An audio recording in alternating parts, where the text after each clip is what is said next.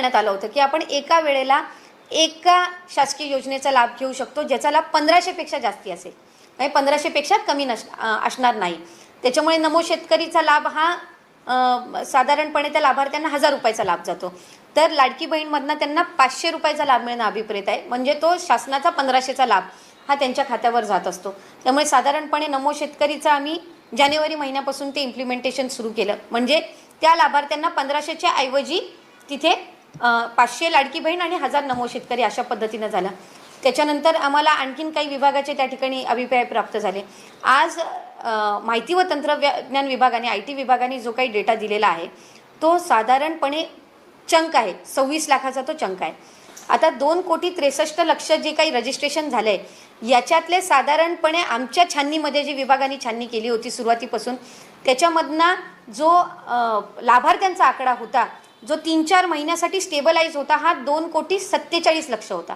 याचा अर्थ असा की 2,63,00,000 रजिस्ट्रेशन झालं होतं. आता स्क्रुटिनीज जर केली नसती तर 2,47,00,000 वर तो कधी आलाच नसता, तो 2,63,00,000 वरच राहिला असता. त्याच्यामुळे ते साधारणपणे स्क्रुटिनी ही आमच्याकडून चालू होती. प्रत्येक विभागाकडून डेटा यायला हा साधारणपणे 2-4 महिन्याचा कालावधी लागत असतो. 26 लाखाचा जो डेटा आमच्याकडे आत्ता प्राप्त झालेला आहे हा जनरल डेटा आहे. याच्यातले असे काही लाभार्थी असतील जे आमच्या पहिल्या स्क्रुटिनीमध्ये सुद्धा त्या ठिकाणी वगळले गेलेले आहेत. काही लाभार्थी असे त्या ठिकाणी असतील की ज्यांचे त्यावेळेला बँक अकाउंट्स नव्हते म्हणून घरातल्या एका व्यक्तीचं त्यांनी बँक अकाउंट दिलेलं असेल, म्हणजे एखादी महिला जिचं कदाचित त्यावेळेला स्वतंत्र बँक अकाउंट नसेल म्हणून तिने तिच्या पतीचं किंवा घरातला जो काही भाऊ असेल किंवा घरातला पुरुष असेल ज्याचं बँक अकाउंट असेल त्याचे डिटेल दिले असतील. त्यामुळे त्याचं ग्राउंड लेवलची स्क्रुटिनी होणं हे त्या ठिकाणी गरजेचं आहे, जे आता सुरू आहे. बऱ्याचशा आमचं साधारणपणे त्या संदर्भातलं एक 35-40% काम झालेलं आहे. आणखीन पुढचं जे 50-60% राहिलेलं आहे ते ह्या 10-15 दिवसात होणं अपेक्षित आहे आणि ते झाल्यानंतर एक्झॅक्टली तो आकडा किती आहे हा त्या ठिकाणी लक्षात येईल. त्याच्यामध्ये सरकारी काही काम करणारे आहेत या संदर्भात तर राज्याने भूमिका घेतलेलीच आहे की त्यांच्याकडनं जो काही लाभ गेलेला आहे तो चलान त्या ठिकाणी हे करून तो ट्रेजरीमध्ये राज्याच्या तिजोरीमध्ये तो जमा होणार. त्यामुळे अशा काही ज्या उपाय त्या संदर्भातल्या भूमिका आहेत किंवा निर्णय आहेत ते घेतलेले आहेत. या 26 लाखाच्या संदर्भातली सविस्तर स्क्रुटिनी झाल्यानंतर राज्याचे मुख्यमंत्री आणि दोन्ही उपमुख्यमंत्री मंत्रिमंडळ हे त्या संदर्भातला योग्य तो निर्णय घेईल. याच्यामध्ये काही नावं दुसऱ्या राज्यातले पण होते, काही पुरुषांना देण्यात आले, त्या जे स्क्रुटिनी अधिकारी होता त्यांनी ते बघितलं का नाही? नाही, खरं तर कुठल्याही इतर राज्याच्या याला लाभ हा देण्यात आलेला नाही आहे. आमच्या विभागाच्याच प्रथम स्क्रुटिनीमध्ये जर ते राज्याच्या बाहेर असतील परप्रांतीय असतील तर त्याच्यामध्ये ते लक्षात आलेलं आहे आणि कदाचित माध्यमांकडूनही 2-4 महिने किंवा 5 महिने विलंबाने ती बातमी आलेली आहे. पण ज्या वेळेला प्रायमरी स्क्रुटिनी झाली त्याच वेळेला अशा ज्या बाबी आहेत त्या विभागाच्याच अधिकाऱ्यांच्या निदर्शनास आल्या आणि त्या वेळेलाच त्यांना लाभ हा दिला गेलेला नाही आहे. पुरुषांच्या संदर्भातलं मी जे आपल्याला म्हटलं की जो काही 12-14 हजारचा डेटा आलेला आहे हा डेटा आमच्याकडे आलेला असताना ती लाभार्थी पात्र आहे पण तिचं बँकमध्ये खातं नव्हतं म्हणून तिने घरातल्या पुरुषाचं नाव खातं दिलेलं आहे का तर त्याचं क्रॉस व्हेरिफिकेशन असेल किंवा प्रत्यक्षामध्ये पुरुषांनीच भरलेलं आहे का. तर ह्या सगळ्या ज्या बाबी आहेत या ग्राउंड लेवल स्क्रुटिनी आमच्या अंगणवाडी सेविका मदतनीस आणि विभागाकडून चालू आहे. त्याचा सविस्तर डेटा ज्या वेळेला येईल त्याच वेळेला त्या ठिकाणी तो आम्हाला मांडता येईल. मराठा आरक्षणाच्या अनुषंगाने सरकारने GR काढल्याच्या नंतर ओबीसी आक्रमक झालेले आहेत, ओबीसी समाज नाराज झालेला आहे. भुजबळांनी तर काल मंत्रिमंडळाच्या बैठकीत प्रश्न फारकत घेतल्याचं बघायला मिळाले. ओबीसीवरती अन्याय ही त्यांची प्रमुख भूमिका आहे. साधारणपणे मराठा समाजाला आरक्षण मिळावं ही त्या समाजातल्या बांधवांची आणि सर्वसाधारण सगळ्यांचीच त्या ठिकाणी भूमिका राहिलेली आहे. लोकप्रतिनिधी म्हणून राज्याचे मुख्यमंत्री, दोन्ही उपमुख्यमंत्री, मंत्रिमंडळ, सगळे आमदार, सगळे खासदार, सगळे लोकप्रतिनिधी आमच्याही सगळ्यांची भूमिका राहिलेली आहे की मराठा समाजाला आरक्षण मिळालं पाहिजे.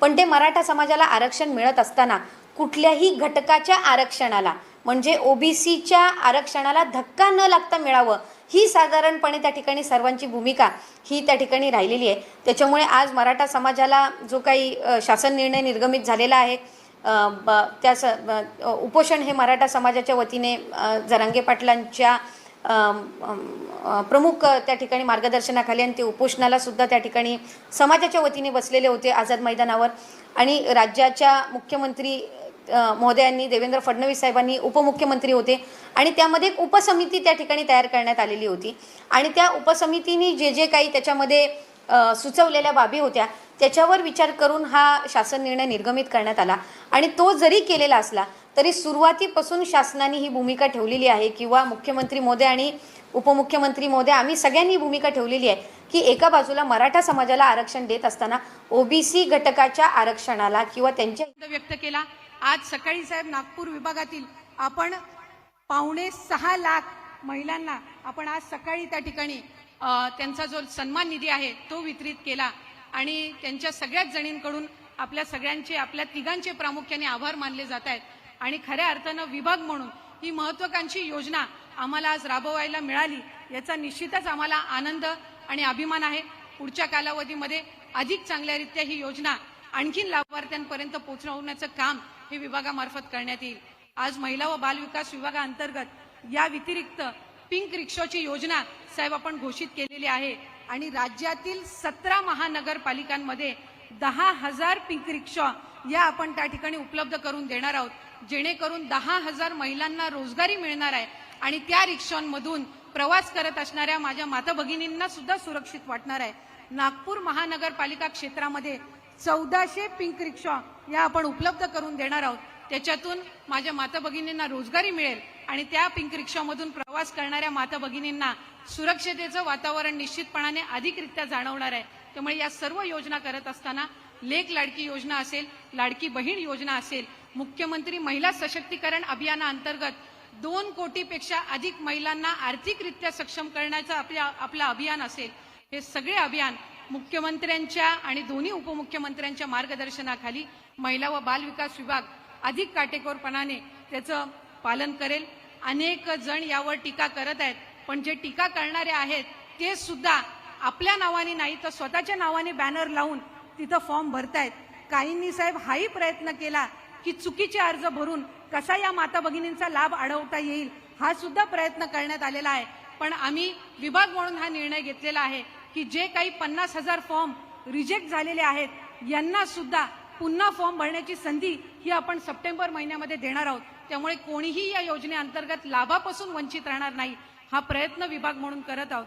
त्याचबरोबर माझ्या अंगणवाडी सेविका, माझ्या मदतनीस यांनी जी मेहनत या योजनेमध्ये घेतलेली आहे ती उल्लेखनीय आहे आणि म्हणूनच नवरात्राच्या पार्श्वभूमीवर जे इन्सेंटिव्ह आपण या योजनेअंतर्गत देत आहोत ते सुद्धा देण्याचं प्रयोजन हे आम्ही नवरात्रीच्या पार्श्वभूमीवर करत आहोत। त्यामुळे खऱ्या अर्थानं महिलांना सक्षम करण्याचं काम या महायुतीच्या सरकारच्या माध्यमातून होत आहे आणि माझी तुम्हा सगळ्याच जणींना विनंती आहे की या योजनेचा लाभ आपण जसा जुलै महिन्यापासून घेत आहात तसंच हा जो सन्मान निधी दिला जात आहे या निधीमार्फत आपल्याला अधिकाधिक स्वतःला सक्षम करून घ्यायचं आहे आणि म्हणूनच या योजनेअंतर्गत आम्ही जॉईंट अकाउंटचा नियम न ठेवता तुमचं स्वतंत्र खातं असावं हा नियम ठेवला कारण ज्या वेळेला तुमच्या स्वतंत्र खात्यावर डीबीटी येतो आणि त्याचा मेसेज ज्या वेळेला तुमच्या मोबाईलवर त्या ठिकाणी पाहायला मिळतो त्यावेळेला तो आनंद हा आपण कुठल्याही दुसऱ्या आनंदासोबत याची तुलना करू शकत नसतो। म्हणूनच हा आनंद देणाऱ्या आपल्या तिन्ही लाडक्या भावांना आपल्या सर्वांच्याच वतीने आपण पुन्हा एकदा शुभेच्छा त्यानिमित्ताने देऊया। त्यामुळे माझी सर्व माता भगिनींना विनंती राहील की राज्याचे लाडके मुख्यमंत्री एकनाथजी शिंदे साहेब, उपमुख्यमंत्री फडणवीस साहेब आणि उपमुख्यमंत्री अजितदादा या 3 आपल्या ज्येष्ठ लाडक्या भावांसाठी एकदा जोरात आपण टाळ्या वाजवून त्यांचे मनापासूनचे ऋण या ठिकाणी व्यक्त करूयात। या विभागामार्फत आम्हाला ही योजना राबवता येत आहे याचे पुन्हा एकदा मी मनापासून आपल्या या 3 मोठ्या बंधूंचे आभार मानून या ठिकाणी थांबते। धन्यवाद। जय हिंद, जय महाराष्ट्र। मनपूर्वक धन्यवाद आदरणीय श्रीमती अदिती। आपण जर बघितलं तर